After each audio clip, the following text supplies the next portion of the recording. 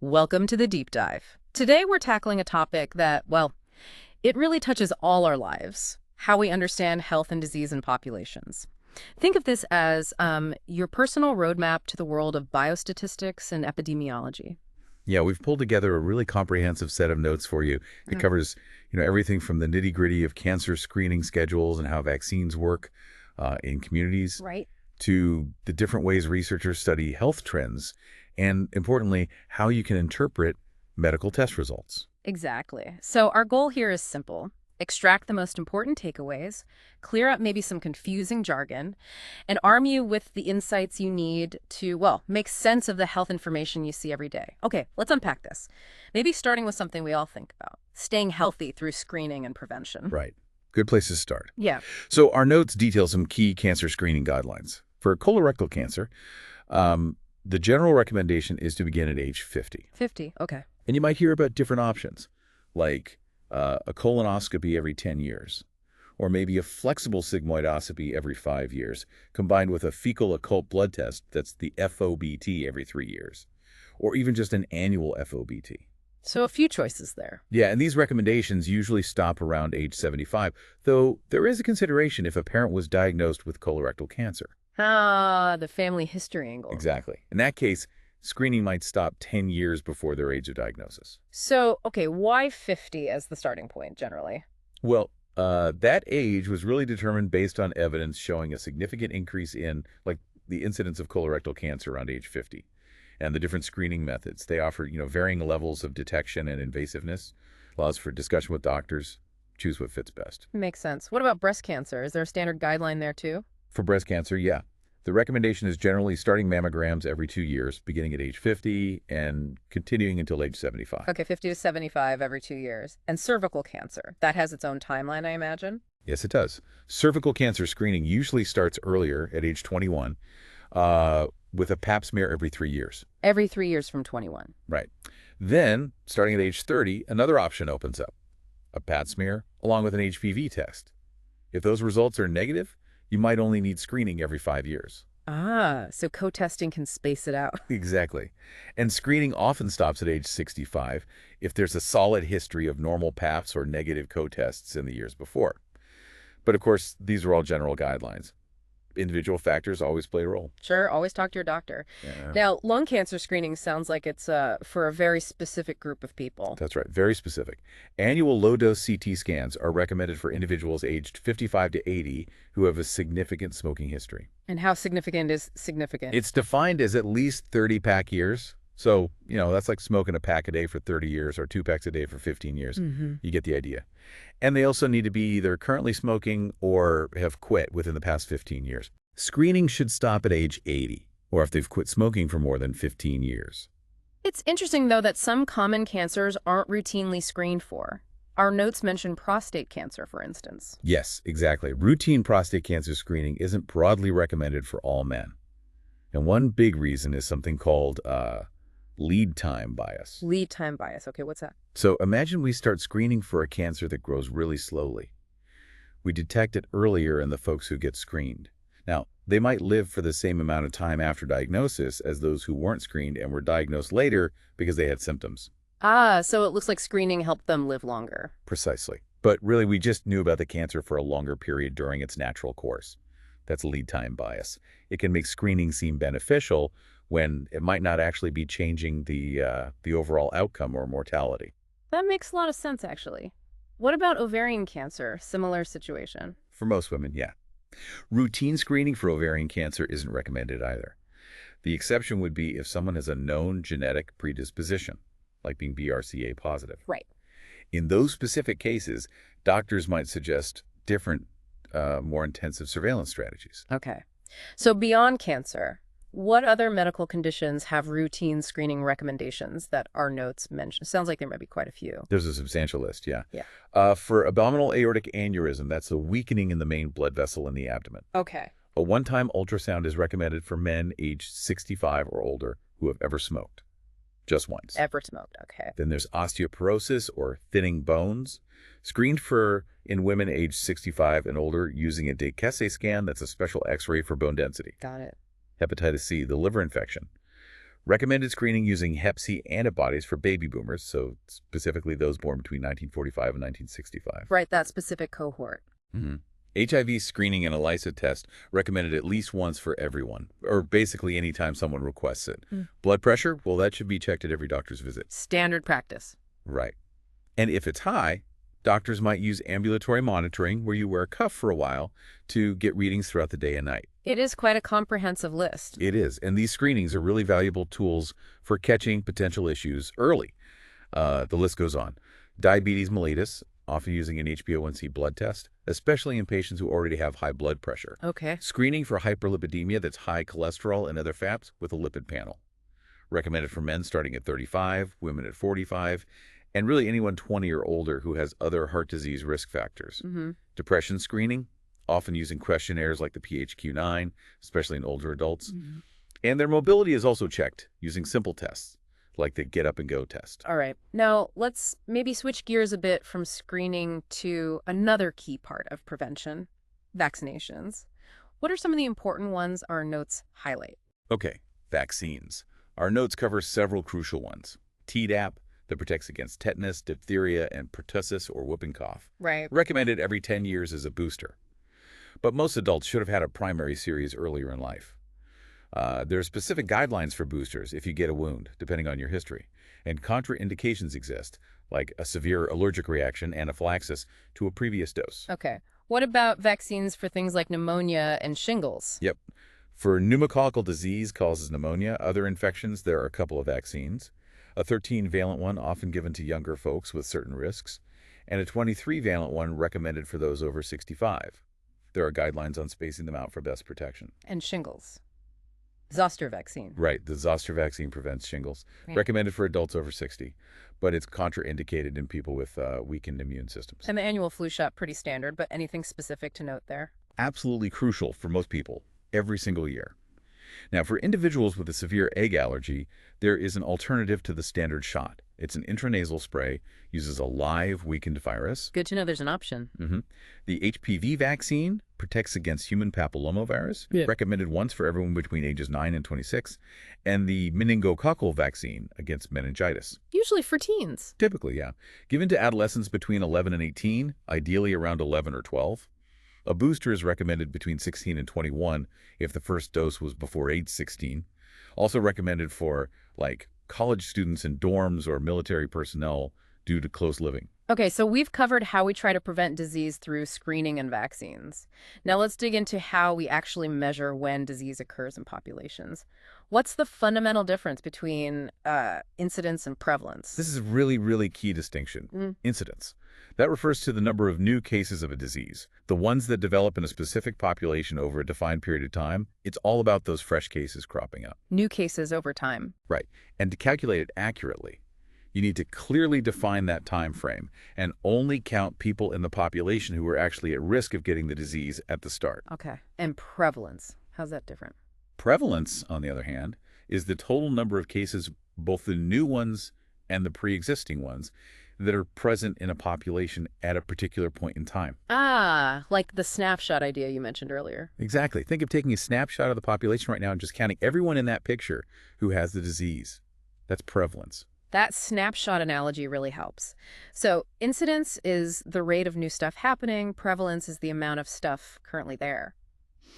Okay, so if we see, say, a low prevalence but a high incidence of a disease, what might that tell us? That's a great question. A low prevalence despite a high incidence.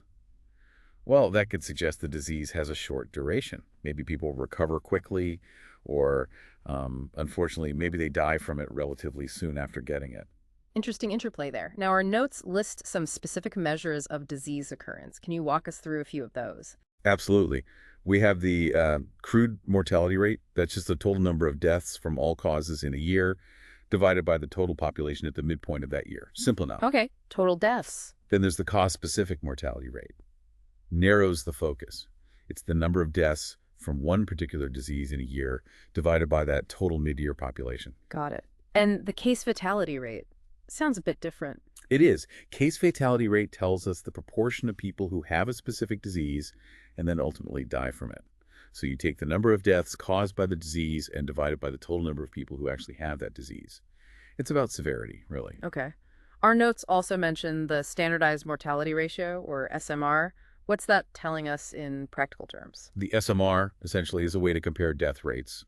It lets us see if the number of deaths in a specific group we're studying, maybe workers in a certain factory, is higher or lower than what we'd expect based on the death rates of a larger standard population that's similar in age and sex structure. So it adjusts for age and sex differences between populations. Exactly. So an SMR above 1 suggests higher mortality in our study group than expected. Below 1 suggests lower mortality than expected. Helpful comparison tool. What about when we're looking at, say, a food poisoning outbreak? Ah, that's where the attack rate comes in. Yeah. It's the proportion of people in a defined group, like everyone who ate at a certain picnic, who become ill during that specific outbreak period. Yeah. Quick measure of impact. Right. We also have things like the maternal mortality rate number of maternal deaths per 100,000 live births, and the crude birth rate total live births per 1,000 people in the mid-year population. Just basic demographic measures. Okay. Moving beyond just counting cases and deaths, how do we start understanding the impact of specific risk factors? That's where attributable risk comes in. Exactly right.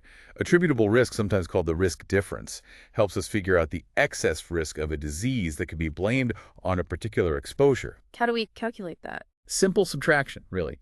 You take the risk of getting the disease in the group that was exposed to the factor, and you subtract the risk of getting the disease in the group that was not exposed. The difference is the attributable risk. And there's an attributable risk percentage, too. What does that add? Yes, the attributable risk percent helps us understand what proportion of the disease in the exposed group is actually due to that exposure. Okay. How much of their risk is because of the exposure? Precisely. You can calculate it as risk in exposed minus risk in unexposed, divided by the risk in the exposed group times 100. Or a quicker way, if you know the relative risk, RRR, is just RR1 divided by RR times 100. Got it. What about understanding the impact on the whole population, though, not just the people who were exposed? Ah, good question. That's where population attributable risk, or PAR, comes in. It estimates the reduction in disease risk in the entire population that we'd see if the exposure were completely eliminated. So the potential public health impact. Exactly. The formula involves the risk in the exposed group minus the risk in the whole population. And the population attributable risk percentage then takes into account how common that exposure actually is in the overall population. This is giving me a much clearer picture of how we quantify disease and risk at the population level. Okay, let's shift focus again. How about the science behind how we study health? Our notes mention different types of studies. Yeah, while this particular set of notes doesn't dive super deep into every single study design, it's crucial to remember researchers have a whole toolbox. They choose different approaches observing groups over time in a cohort study, comparing sick versus healthy people in a case control study, or doing an intervention in a randomized controlled trial. Depending on the question they're asking. Exactly. Depends entirely on the health question they need to answer. And when we use medical tests for diagnosis, what are key things we need to keep in mind when we see those results? Two really critical concepts here are sensitivity and specificity. They sound similar, but they tell you different things. A sensitive test is very good at identifying people who actually have the disease, so it's good at ruling the disease out when the result is negative. You might hear the mnemonic SNNOUT. Sensitivity, if negative, rules OUT. SNNOUT. Got it. But the catch is, highly sensitive tests tend to have more false positives. They might flag someone as having the disease when they really don't. Okay, so sensitive tests catch almost everyone, but might raise some false alarms. What about specific tests? A specific test is good at correctly identifying people who do not have the disease. So it's good at ruling the disease in when the result is positive. The mnemonic here is SPPIN. Specificity, if positive, rules in. SPPIN. Specific means good at confirming. Right. Highly specific tests have fewer false positives. They're less likely to say someone has it when they don't. So it's like a sensitive test is like a very cautious smoke detector might go off for burnt toast, just to be sure it doesn't miss a real fire. Good analogy. While a specific test is more discerning, less likely to give that false alarm. Exactly. That's a great way to think about it. And another really important piece with diagnostic tests is the positive predictive value, or PPV. PPV. Okay. What's fascinating here is that the PPV, which is the probability that someone who tests positive actually has the disease, it goes up as the prevalence of the disease in the population being tested increases. Oh, that makes intuitive sense. If a disease is super rare, Even a good test is more likely to give a false positive, just by chance. Precisely. If almost no one has it, a positive result is more likely to be wrong. Our notes also distinguish between precision and accuracy of a test. Right. Not quite the same thing. Not exactly. Precision, sometimes called reliability, is about reproducibility. Yeah. If you run the same test multiple times on the same sample, you get similar results. Consistency. Okay, hitting the same spot on the dartboard. Exactly. Accuracy, though, is about how close the test result is to the true value or the gold standard test for that condition. So hitting the bullseye on the dartboard. Right. Precision is clustering your darts, even if off target. Accuracy is getting close to the bullseye, even if a bit scattered. Ideally, of course, you want both, high precision and high accuracy. Makes sense. Oh, and the notes give a helpful tip for remembering formulas for these. The true value, true positive or true negative, always goes in the numerator. Handy tip. And what's the role of a cutoff point in these tests? Ah, the cutoff. That's the specific value a test result needs to hit to be called positive or negative. And by adjusting this cutoff, researchers or labs can actually change the sensitivity and specificity. Oh, really? How does that work? Well, if you lower the cutoff, making it easier to test positive, the test might become more sensitive, catch more true positives. But it will likely become less specific, leading to more false positives. I see. And conversely, if you raise the cutoff, making it harder to test positive, the test might become more specific. Fewer false positives, but potentially less sensitive, missing some true cases. It's often a trade-off, depending on the disease and the consequences of missing a case versus having a false alarm. A balancing act. Okay. Now, we know research isn't always perfect. Our notes talk about various types of bias that can creep in and mess with results. Let's start with selection bias. Right. Selection bias happens when the way researchers choose participants isn't representative of the larger population they want to study. So the group they end up studying is somehow different from the get-go. Okay. And referral bias is a type of that. Yes. Referral bias can happen when patients are recruited mainly from specialized medical centers. These patients might have more severe or unusual forms of a disease compared to the general population. So findings from that study might not apply broadly. Makes sense. Then there's non-response bias. That's when the people who choose to participate in a study are different in some important way, maybe healthier, maybe more concerned than those who choose not to participate. Skews the sample. Our notes also mention prevalence bias, sometimes called Neyman bias. What's that one about? Prevalence bias, or Neyman bias, occurs when a study looks at a disease based on its prevalence, who has it now, rather than its incidence or new cases. The issue is people with diseases that last a long time are more likely to be captured in a prevalence study. This can sometimes give a distorted view of risk factors, especially for diseases that are rapidly fatal or short-lived. Okay, so it favors long-duration cases. What about measurement bias? Sounds like problems with the actual data collection. Exactly. It comes from inaccuracies in how we measure either the exposure someone had or the outcome we're looking at. A classic example is recall bias. Ah, I've heard of that, especially in certain study types. Yes, it's a big concern in case control studies. People who have the disease cases might think harder about past exposures or remember them differently compared to people who don't have the disease controls. This can create a false link. Then there's observer bias, also called ascertainment or detection bias. This happens when the researcher's knowledge of whether a participant was exposed or not influences how they assess the outcome. Maybe they look harder for the outcome in the exposed group. Subconscious or conscious, it affects the result. Attrition bias sounds like it happens later in a study. Yes, attrition bias is a type of selection bias that occurs during follow-up. It happens when there's a significant and uneven loss of participants between the groups being compared. If, say, more people drop out of the treatment group than the control group, and those dropouts are different in some key way, it can seriously mess with the study's conclusions. Like if sicker people drop out of the treatment group. Exactly. Yeah. And surveillance bias is similar. It happens when one group in a study is monitored more closely than another. Naturally, you might detect the outcome more often in the group you're watching like a hawk. Okay. And what about ecological fallacy? That sounds interesting. Ecological fallacy is a mistake in reasoning. It's when you draw conclusions about individuals based only on data from groups or populations. Just because, say, cities with higher ice cream sales also have higher crime rates doesn't mean individual ice cream eaters are criminals. Right. Correlation at the group level doesn't equal causation at the individual level. Precisely. And volunteer bias. That's when the people who volunteer for a study are just systematically different from the general population, maybe more health conscious, maybe more motivated, limits how much you can generalize the findings. Okay, lots of ways bias can sneak in. Our notes also mention funnel plots. What are those used for in research? Funnel plots are a really neat visual tool. Researchers use them mainly to assess if there might be publication bias in the existing literature on a topic. Publication bias, that's the thing where positive results get published more easily. Exactly. Studies with statistically significant or exciting positive results tend to get published more often than studies with negative or inconclusive results. This can skew the overall picture.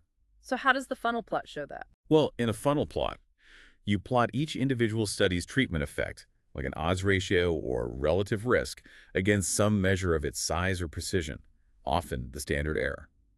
If there's no publication bias and the studies are reasonably similar, the plot should look like a symmetrical inverted funnel, Why funnel shape? because smaller, less precise studies will naturally have more random variation, so their results will be more spread out at the bottom of the plot. Larger, more precise studies will have less random error, so their results will cluster more tightly near the true effect estimate at the top, forming the narrow part of the funnel. Okay, so if the funnel plot looks lopsided, maybe missing studies in one corner. Exactly. If there's a noticeable gap, especially where you'd expect to see smaller studies showing little or no effect, that asymmetry suggests those studies might be missing, likely because they weren't published.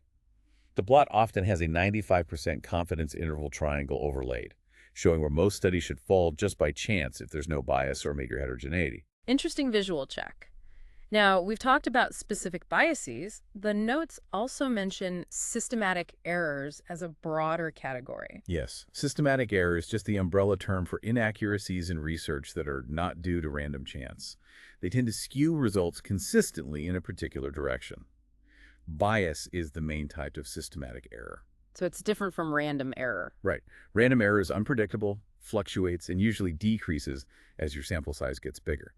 Systematic error, or bias, doesn't just go away with a bigger sample.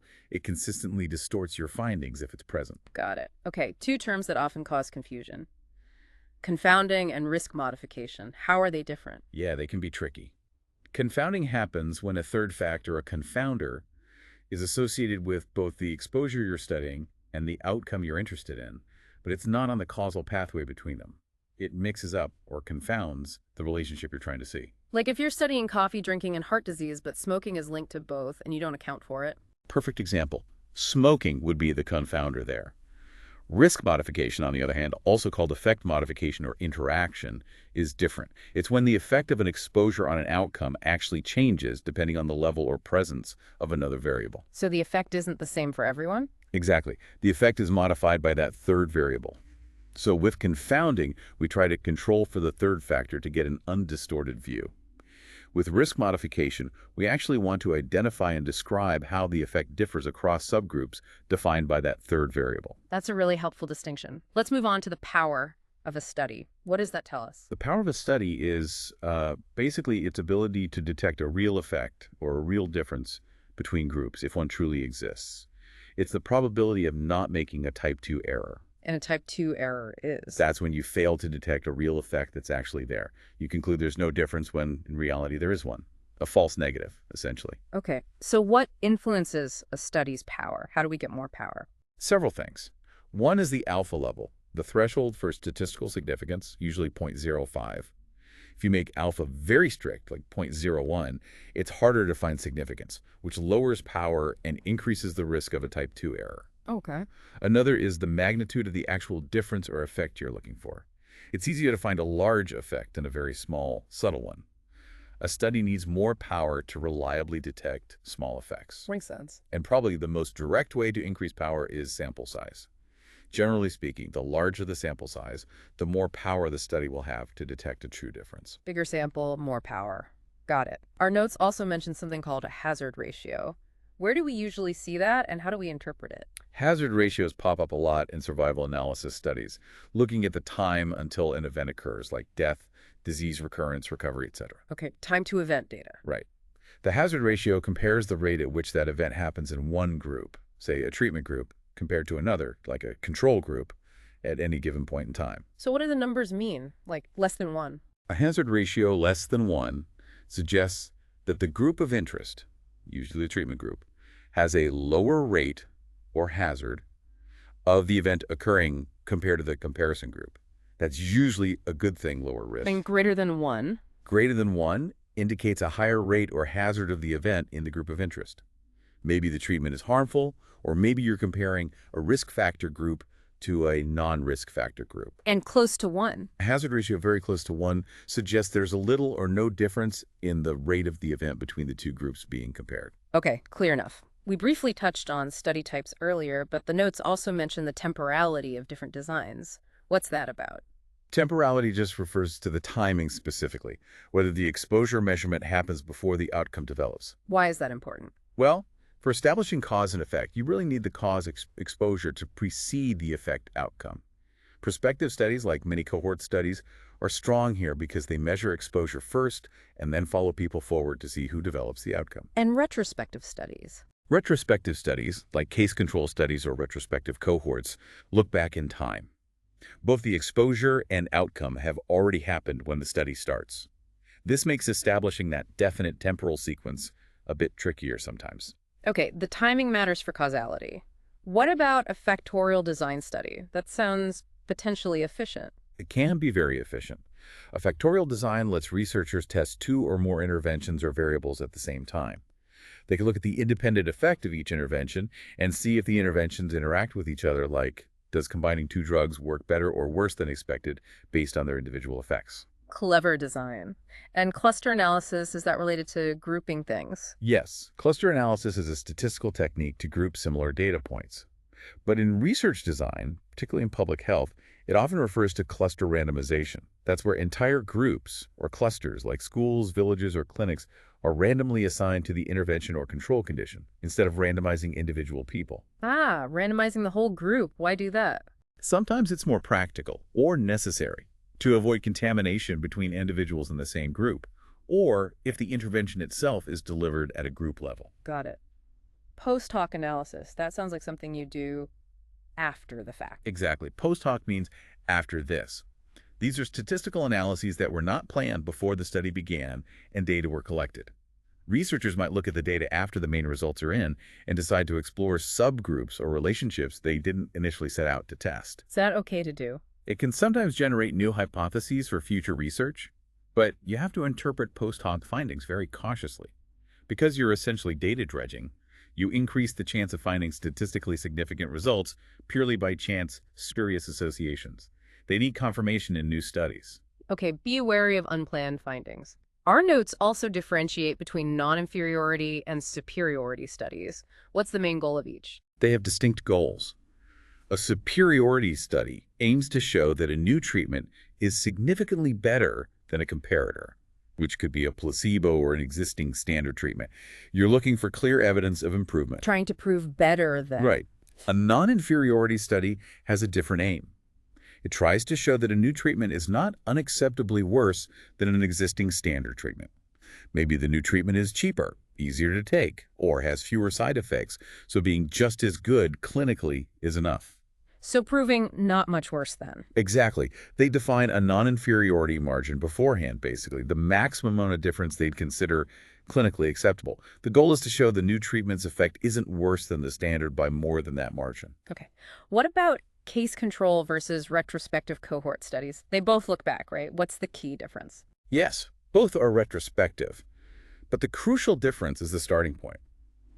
In a case control study, you start by identifying people based on their outcome status. You find people who already have the disease, cases, and people who don't, controls.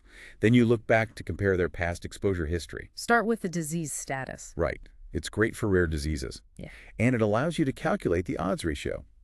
In a retrospective cohort study, you start by identifying groups based on their past exposure status.